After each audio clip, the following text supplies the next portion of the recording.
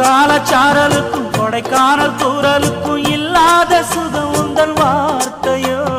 நாடோடி மன்னனுக்கும் ராஜராஜ சோழனுக்கும் உண்டான வீரம் உந்தன் வீரமோ உன்னை முழுசாக முத்தமிட வேணும்